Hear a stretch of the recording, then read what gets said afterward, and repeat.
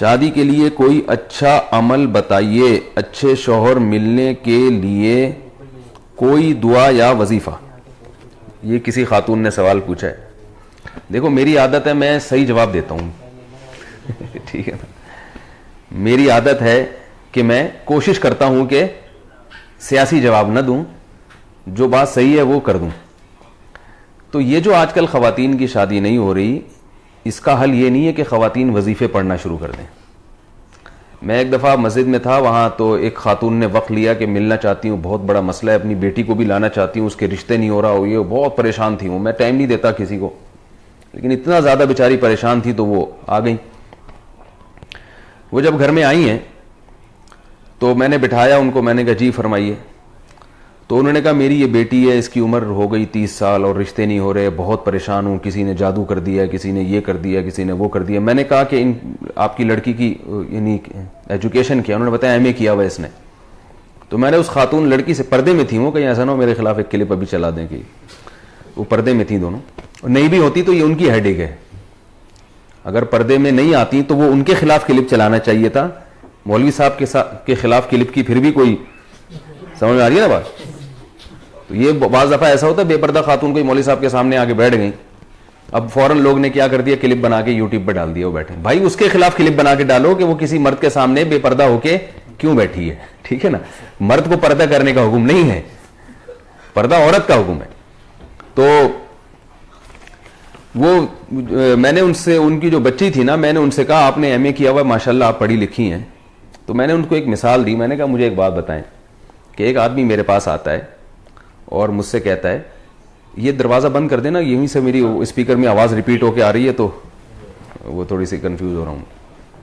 تو میں نے ان سے کہا کہ بھائی دیکھیں کہ میرے پاس 50 روٹیاں ہیں اور بندے ہیں 75 یا 100 آدمی ہیں. مجھے کہا جا رہا ہے, بلکہ 100 خواتین ہیں, یوں فرض کر لیں, مجھے کہا جا رہا ہے کہ یہ 50 روٹیاں 100 خواتین میں تقسیم کریں, اور اس طرح تقسیم ہو کہ ہر خاتون کے حصے میں ایک ایک روٹی آئے. بات آ رہی ہے سمجھ میں؟ ہر خاتون کے حصے میں ایک ایک روٹی آئے, کیونکہ ایک روٹی سے کم میں پیٹ نہیں بھرے گا. تو میں کر سکتا ہوں, میں یا تو, اب میرے پاس 2 آپشن ہیں, یا تو میں 50 روٹیاں 50 خواتین کو دے دوں اور باقی 50 کو کہوں آپ بھوکے رہو, یا یہ ہے کہ وہ آدھی آدھی توڑ کے,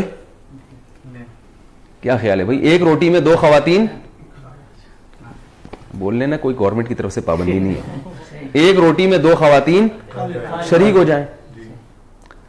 اب کیا ہے کہ میں جو اصل حل ہے وہ تو نہیں بتا رہا لوگوں کو کہ بھائی یہ ایک روٹی میں 2 خواتین شریک ہو جائیں, یہ نہیں بتا رہا میں, بلکہ میں کہہ رہا ہوں یار روٹیاں 50 ہیں اور میں جب بھی تقسیم کرتا ہوں 50 بیچاری بیٹھی ہوئی ہے, ان کو ملی نہیں رہی روٹی, تو اب میں ان کو وظیفہ بتاؤں کہ آپ ایسا کریں, سورہ مزمل 18 دفعہ پڑھیں, آپ سورہ ملک 15 دفعہ پڑھیں, آپ جو ہے تہجد میں ربنا حب لنا من ازواجنا وذریاتنا قرۃ اعین واجعلنا للمتقین اماما, یہ والی دعا 345 دفعہ پڑھیں, اور چغتائی صاحب کا رسالہ پڑھا کریں افخری, ٹھیک ہے نا, اس میں اور وظیفے ہیں.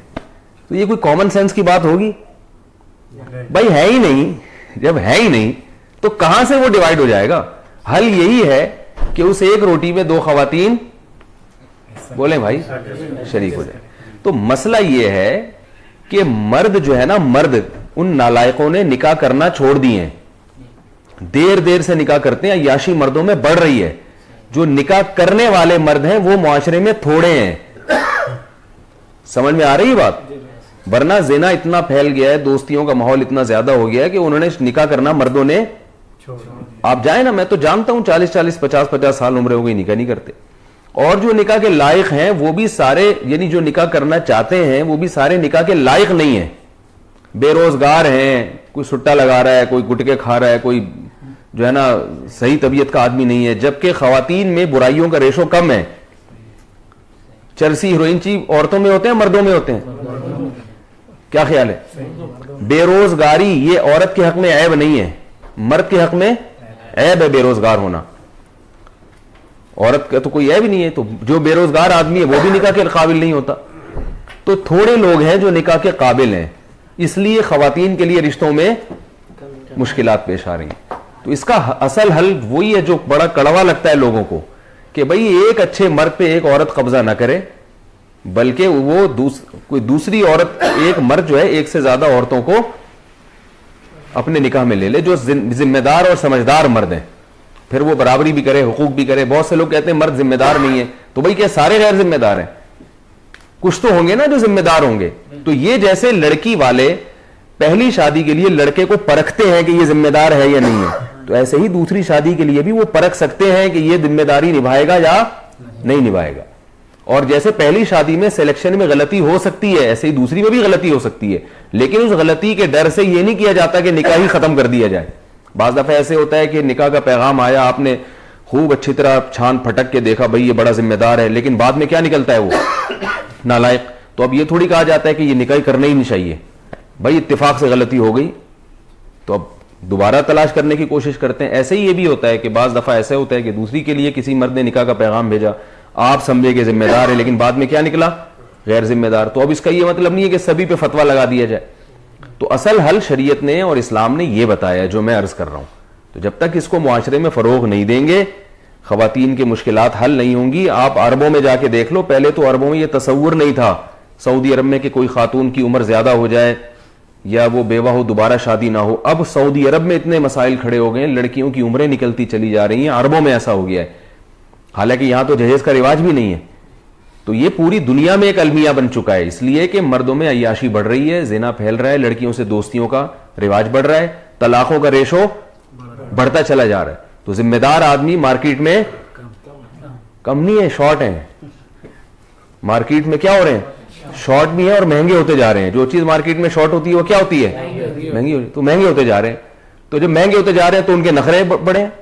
کوئی اچھا لڑکا آپ کے خاندان میں ہو تو وہ جب لڑکی نکاح کا لڑکی کے ابا اس سے بات کریں تو وہ اتنی پنچایتیں کرتا ہے نا, مجھے لڑکی ایسی چاہیے, اگر وہ قوم بھی وہی ہو اور شکل و صورت بھی ایسی ہو اور بہت زیادہ وہ ذرا سا کھاتا پیتا لڑکا ہو نا, اگر تعلیم اچھی ہے تو اس کے نخرے دیکھیں آپ. پھر وہ کرتا ہی نہیں. تھوڑی سی بھی ٹیڑھی میڑھی لڑکی ہوگی, تھوڑا سا رنگ دبا ہوا ہوگا, ذرا سا وزن زیادہ بڑھا ہوا ہے, ایک اسٹینڈرڈ بنایا ہوا ہے بھی اتنے کلو وزن ہونا چاہیے. یہ لڑکوں کی بات کر رہا ہوں. اور لڑکیاں اوٹ پٹانگ مردوں سے شادیاں کر رہی ہیں.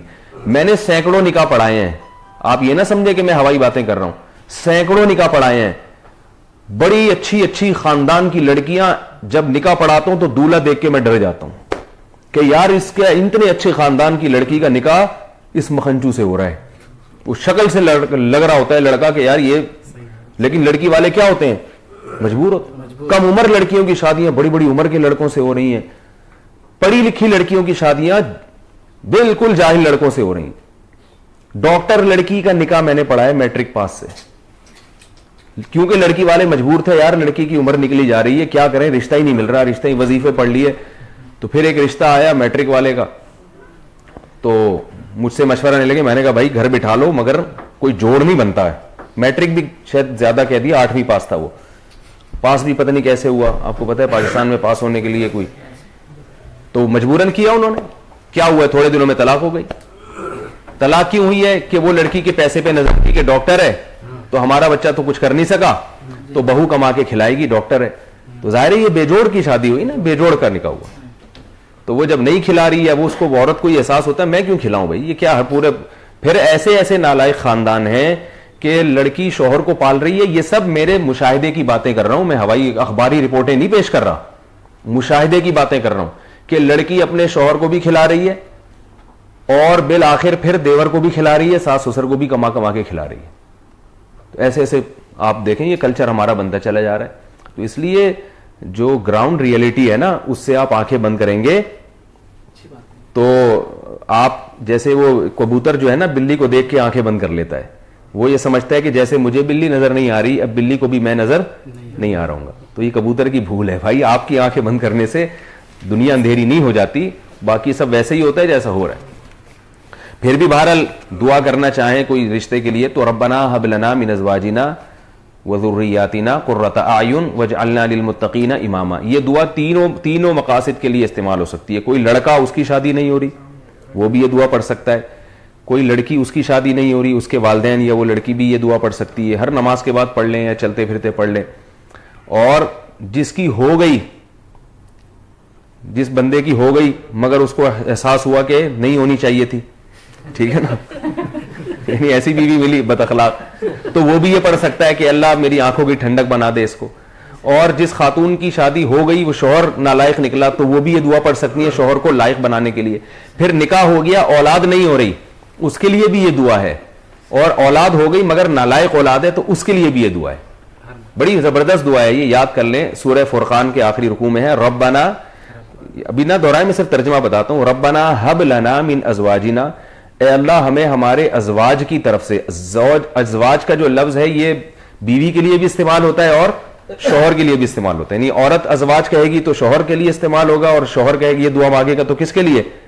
تو اے اللہ تو ہمیں ہماری ازواج کی طرف سے قرۃ اعین, آنکھوں کی ٹھنڈک عطا فرما, اور ذریت یعنی اولاد کی طرف سے بھی. تو آنکھوں کی ٹھنڈک جبھی ہوگی نا جب بیوی ہوگی, تو یہ کنواروں کے لیے بھی ہے.